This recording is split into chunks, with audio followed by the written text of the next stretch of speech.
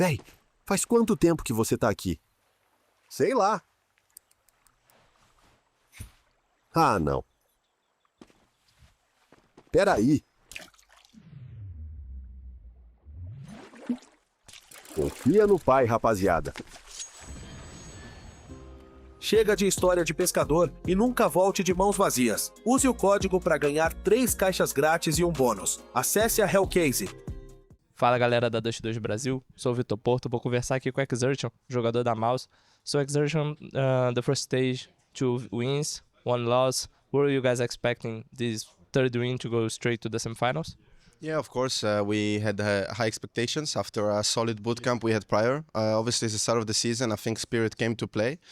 They deserved to win against us. I think we showed a pretty bad level against them, even though 2 maps were super close. So yeah, we just need to learn. I'm happy we're not out yet, but it's a good wake-up call for us. And talking about being alive yet, and I want to ask you, like, going to Lanxess Arena now, you have such an experienced team now in playoffs, but last Cologne, in 2024, you guys made a land simulator. What do you think that changed in Mouz, like the experience of the team last year and now after playing so many tournaments and winning some?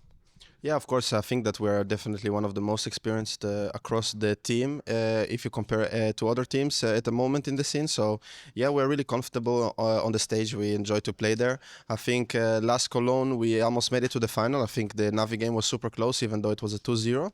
So my goal personally for Cologne is to make it a step further this time. But of course, there is Furia first and then there is Vitality. So it's going to be hard for us to do it. But yeah, we're going to take it step by step. And we're talking about the going further. Besides the experience, what do you think can be like the best skill from Mouz to you guys keep going and maybe even trying achieving the final and maybe the title? Yeah, I mean, we need to work on our communication and discipline, especially in the high-pressure moments. I think during group stage against Spirit, for example, we really failed at it, and I think that was the reason why we lost to them. And I think going up against Furia now and with the crowd in Cologne will be even more crazy. So I think that we need to make sure we're on top of our communication in order to advance further and further in the tournament. And talking about Furia, how do you see the new Furia? You guys already beaten them, but it was a different one. How do you see the new one? Yeah, I think it's really exciting with Molodo and Yekindar. I think it was a brilliant move from whoever thought that idea. I think Molodo has been proving that he's a solid talent, and I think that Yekindar is getting back to his old ways, which I have always been a fan of him, of his gameplay. So I'm just really excited about this roster. I think that Fallen is doing a good job to lead them. So yeah, I'm just looking forward to play the new iteration of Furia, and hopefully we come up on top. And how to prepare it to come out on top against this new Furia? Yeah, we just need to make sure we play our best game. Of course, yeah, Furia have shown a good level, but I think it's obvious that when we show our best, we are still a better team.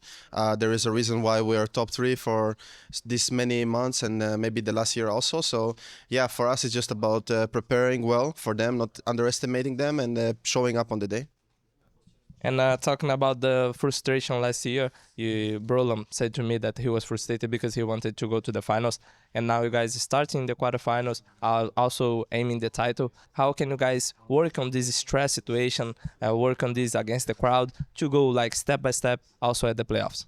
I mean, we're much more experienced now than we were before, but obviously until the moment you don't know what will really happen. So you need to try your best to prepare mentally, but at the end of the day, I think that at the moment it's either you do it or you don't, and I think that we just have to hope that we have enough in the tank to beat Furia, of course, and also after to beat Vitality, to make at least the final and make it better than last year.